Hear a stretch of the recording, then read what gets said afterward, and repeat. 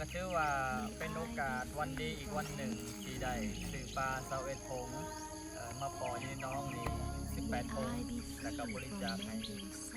ไปปล่อยทางน้ำอีก3ผงก็อยู่ในน้องวัดป่าอยู่บ้านแยงทรงแยงพาญาติโยมมาปล่อยปลาเอาบุญเอากุศลนำกันให้ทุกคนมีความสุขสมหวังในชีวิตของแต่ละคนตั้งใจในสิ่งในเส้นทางความดีของตนด้วยอนุภาพคุณงามความดี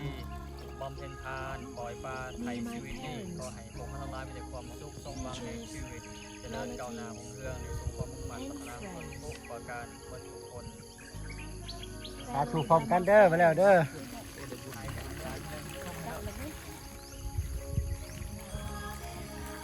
May they be free from enmity and danger.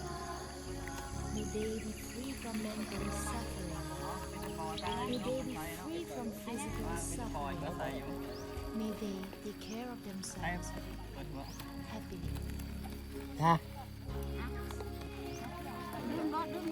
May all yogis in this compound ตัดเลยปะเนี่ย be free เลย from เนี่ย enmity รอดตาแล้ว Be free from mental suffering. Be free from physical suffering. May they take care of themselves happily. พากันปล่อยปลา May all monks in this compound, ภาพเรียบร้อย novice monks, ไปฝาดถุงอุ้ย laymen and laywomen นี่ disciples, ปล่อยแล้วป่ะ ปล่อยแล้ว เฮ้ยฝาดยา may they be free from enmity and danger. May they be เสร็ free จปลามาปล่อยให้ from ทุกคน mental ได้บุญได้กุศล May they be ได้ free ความ from ดี physical suffering. May they take care of themselves happily. น้องกับน้องเลิกปล่อยปลาก็บ่ต้องหยาด Lord น้อง donors of the four supports, น้ำเลิก3 เมตรไป medicine 4 เมตรผมก็ไม่ถูก be ใหม่ด้วยนะ free from enmity and danger. Be free from mental suffering.